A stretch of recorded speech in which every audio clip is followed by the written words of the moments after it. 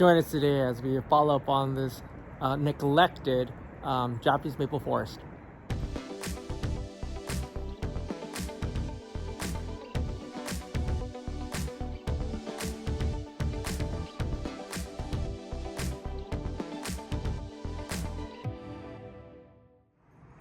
Well, here it is. It's been about, oh geez, hot minute here.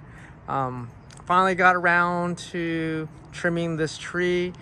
Yeah, it's really, the neglected tree is really neglected now. It did have some fungus issue. It still has some fungus issues on the very tips of it after that curing that I did. And so the goal today is we're gonna whack it back to 2 nodes. That's really the goal. Try and get that silhouette back, and let's start building ramification. Most of these things that's hardened off were in late spring, early summer. So it's a really good time. Most of the things have hardened off already, and if you want to defoliate, you can. I don't. Especially this late in the season, it has a really good chance it might burn, especially with summer coming up. So again, we're gonna go back, trim everything back to this 1 or 2 nodes. If we need to do any major cuts, this is probably the time to do it and paste it up. So let's get this tree in the studio, and let's get that fixed up pretty quick.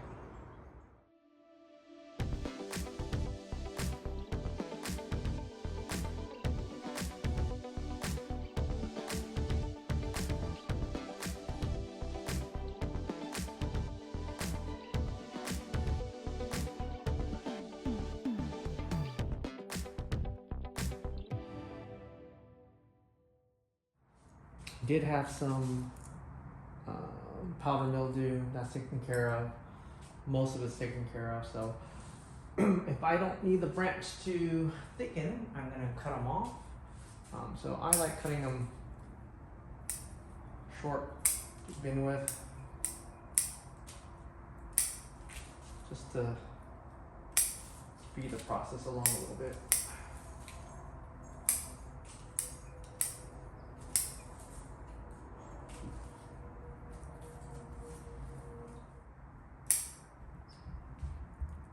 So after spraying, you see some of the damage from the powdery mildew. Just cut it off. It'll grow back eventually.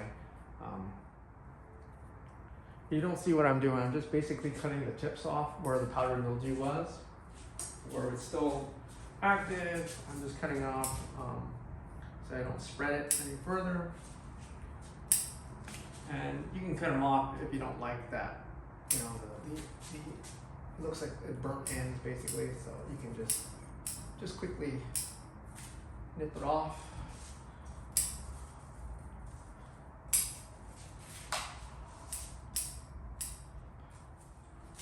All right, now where you're going to go back, it's really close. You're going to try to hit no more than 2 nodes. So you're going to go in, look at it, count the nodes.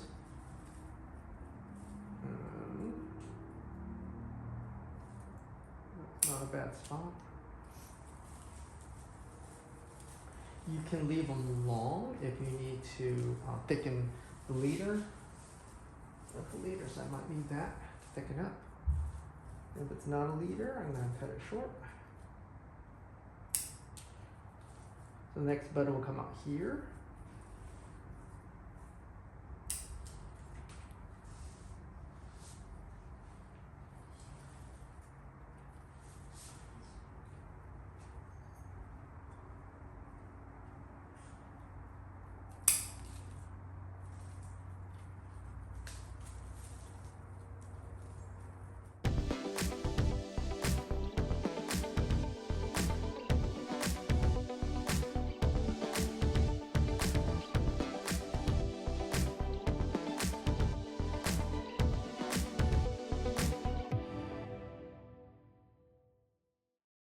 Also, going back to 1 or 2 nodes, that helps you have a place to cut back to later on. So if you cut down to the first node, and later on you can't cut further back, so that's why you want to leave at least 2 nodes.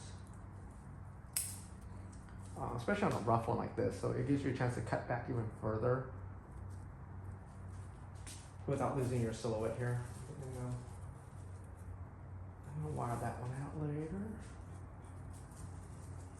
That's it. So go through the entire tree like that, and you're off to reset this lovely tree.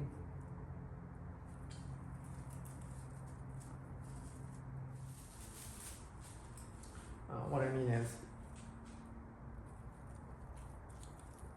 if you guys can see that, here's two. Trim that, and I'll trim one of the leaves off. So I'm down to 50%. The amount of leafage there. So that if it's congested in an area like this, just open some light up. Anything that's covering, I'll take up. Well, I try. So if that's your leaves, I'll cut off the top. Cut one side, and I'll cut the other side if I can. That leaves a little more spacing. Of course, I'll try to go down the leaf. I'll do the same thing. I'll cut the opposite one, so it's every other one, so it opens up that light up a little more. But sometimes you'll miss, and it's okay. Tree won't.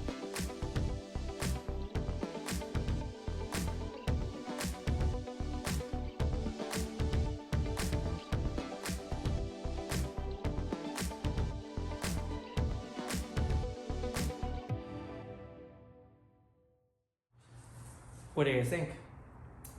So just a recap, take off all the large spikes that grew out, the new leaders that grew out.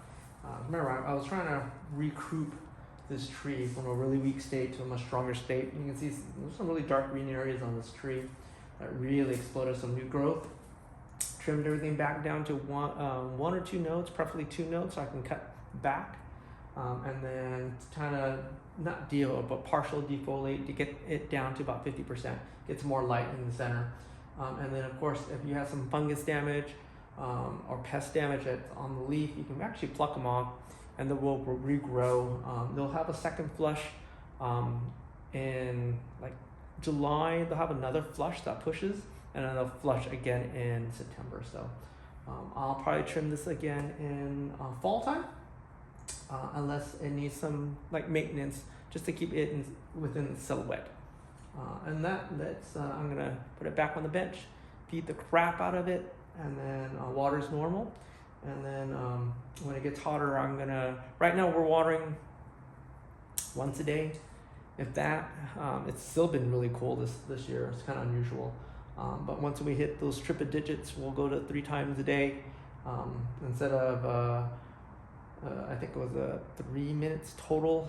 We go to 5 minutes total. 3 minutes early in the morning, and then it's 1-1-1 basically. 3-1-1-1 basically, just to make sure it's moist throughout the most of the day, the crucial times.